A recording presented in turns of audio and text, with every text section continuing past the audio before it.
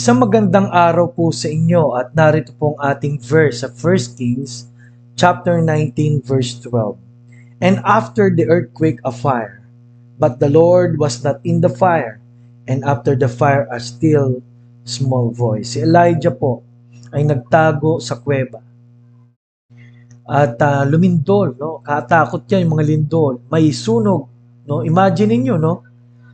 Pero ang ginamit pala ng Diyos ay hindi yung mga matitinding bagay na yun, kundi a still, ibig sabihin ng still, tuloy-tuloy, hindi tumutigil, ano? Small voice ay maliit na tinig lamang, no?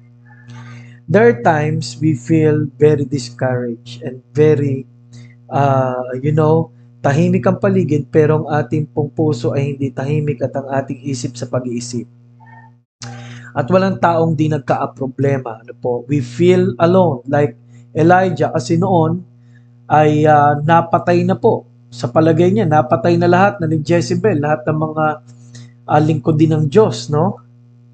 This is after a great victory over the fire coming down from heaven, quenching o sinunog yung offering nila na pinainggan ng buhay na Diyos, ano?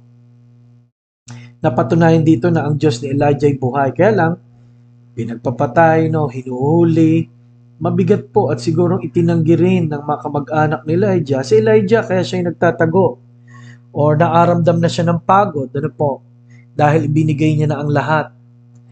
At hindi niya alam ang mga susunod na pwedeng mangyari. Pares na pares po ba tayo kay Elijah? Tandaan po natin, hindi pa tapos ang Diyos.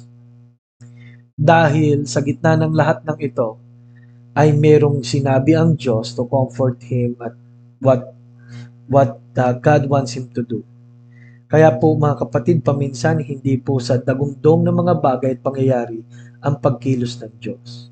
Ang pagkilos ng Diyos paminsan ay the still small voice.